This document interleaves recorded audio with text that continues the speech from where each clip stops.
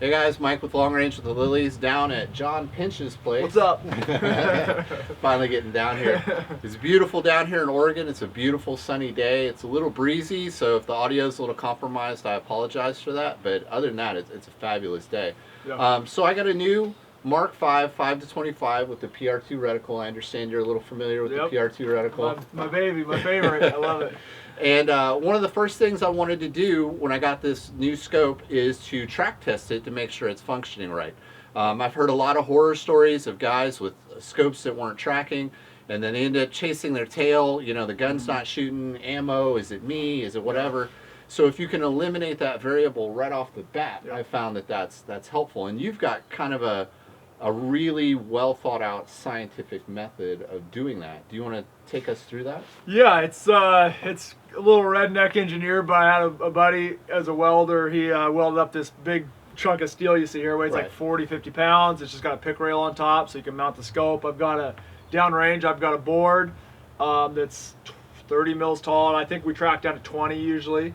I bought some steel engineer's tape that I taped up there, and I just marked it 0, 5, 10, 15, and 25 mils. Okay. And I, like you said, eliminating variables. I think anything you can do with checking your torque on all your gear, make sure bedding's perfect, your muzzle brake's tight, everything's perfect, and track testing. So when you get to a range, like we were just talking about the championship match, the NRL last week, a lot of guys having vertical problems. Oh yeah. And then they start second guessing, like, is something loose? Did my gun speed up? Is it me? Is it the ammo? Yeah, like, and is my scope?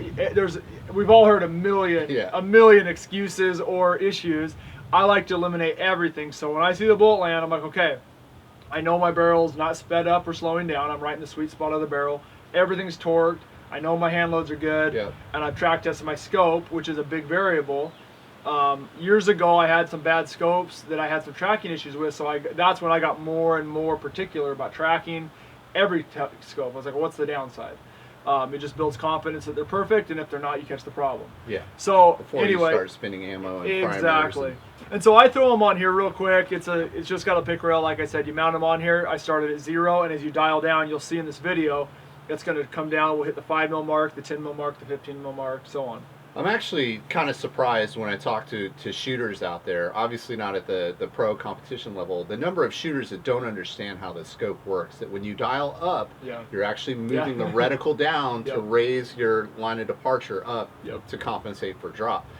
So as we dial this down, and we've hooked up the trigger cam so you guys can see what we're seeing through the scope. Ordinarily, we would look through the scope and do it, but because we have the trigger cam, we can adjust right off the screen on the phone, and you guys can see exactly as the reticle moves and stops at the line. Yeah. You want to show them right now? Yeah, you go ahead. So you want a video on? You're gonna be able to see this turret. I will grab a camera. Do you want me here? You want this? I can text you. Oh, you got that. All right. So a couple things while he's getting that ready is, as you get down, what I've seen in a lot of scopes is I get down in that 20 and 25 mil range. The erector's so far down in the tube, you got to readjust the parallax a little bit, which is normal across a lot of different scopes I've tested. So when we get down to 20, I should be able to show you something that happens here, but let's get going. All right, so what we got here is going to run you through a tracking test on this board, like we talked about. Parallax, I'll kind of adjust as it goes down as best I can, but what I'm going to show you, we're on 0 right now. I'm going to start to dial. You'll see that 5 mark coming up on the scope. So we stopped right there on the 5. You can see how it's lined up on the 5 mil mark. We continue down. You see 10 coming up. Right there is 10. Lines up perfectly. Which out to 10 mil is about 99% of what we shoot in these matches anyway. But I like to run out, usually go out to about 20. So coming up on 15, my 15 line right there, lines up perfect. See, 20 is down, you're getting way down the bottom of the erector, so it goes out of parallax. You got to tweak that a little bit. Sometimes the image shifts, but you get there in the ballpark. So there's 20 mils, line it up perfectly. Run it back to 15, hits it perfect. Here comes the 10 again, right there, hits it perfect. And last lastly 5, well not lastly, but and then all the way back up to my 0 line. So perfect. That's what we do. That's what I do. I just like to check them all, make sure they're perfect. So. Okay, so now that we've checked the scope, we've eliminated that variable. Yep. Now we go out and we can shoot and know that if we have an issue, data's not lining up. It's not the scope. Yep. Just eliminating variables. I mean, that's the name of this game. When we're talking hundreds of shots and the match comes down to a couple points here or there, exactly, it can be huge. So and we track tested all the way out to 20 mils, and just for you guys, in order to get to 20 mils, I definitely had to switch off my dasher.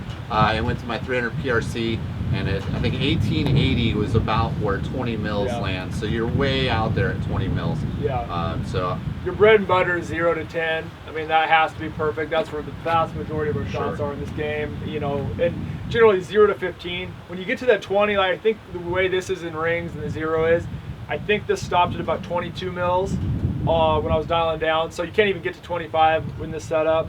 And you're right there at the bottom of the erector. So I think pretty much every manufacturer says, hey, don't bottom it out, or that, you know, at the very top, at the very bottom, you get a little bit of variance, and same with side to side, because you're really pushing the limit. So that 0 to 15 is right in the sweet spot, and it covers 99.9% of everything we shoot at. So awesome. That's what I do. Run them all through, eliminate variables. Yeah, so again, we've track tested 4 of my Mark Vs, and they've all been perfect. So super happy with that. Anything else you want to add, John? No, I mean, there's some things. You can also do this on a gun if you guys don't want to do this. You just got to get a really solid rear bag and really watch it and go back up. It's a little bit harder to do, but you can. But I recommend doing it. I just think the more confidence you have in your gear, the better. So what I've been doing is I get on the gun and I have a tall target that's printed, calibrated for 100 yards, and I shoot at the bottom. It's got a little aiming point. I shoot at that, and then I dial up and shoot still at the same spot, dial up again, same spot, dial up again, same spot, and I go up to 12 mils, I think is as high as I can go. And then what I'll do is I'll shoot 1 round at each of those, or 2 if I'm worried that it's, you know, I have a little variance in me.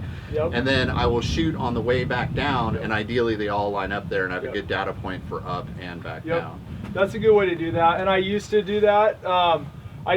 My board always stays up at 100. This is always here, and I can go through a bunch of scopes really fast. And you're not burning primers. And I'm not burning primers and ammo right now, which is a big deal. And when you get really particular, and I shoot, and then maybe I have a little half-inch flyer, maybe I have, or one goes quarter high and a low, and now I'm like, well, man, am I a tenth off or something at 10 mils, or was that my gun? This is just, you guys could see how clear it looked, perfectly on the line, perfectly on the line. I don't got to worry about a bad shot, like you said.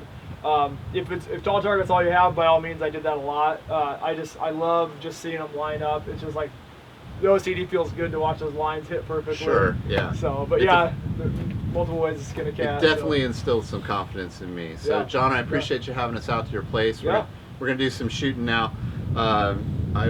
Thanks for having us out. Thanks for showing us this technique. I'm probably going to have your redneck friend build me one now too. So guys, thanks for watching. If you like what you see, make sure you hit that like button and subscribe. John and Jake have a very successful podcast, VP Precision. A lot of really great tips covering the broad spectrum of competition shooting. So make sure you give those guys a quick check out too. All right, man. Thanks a lot. Thanks, guys.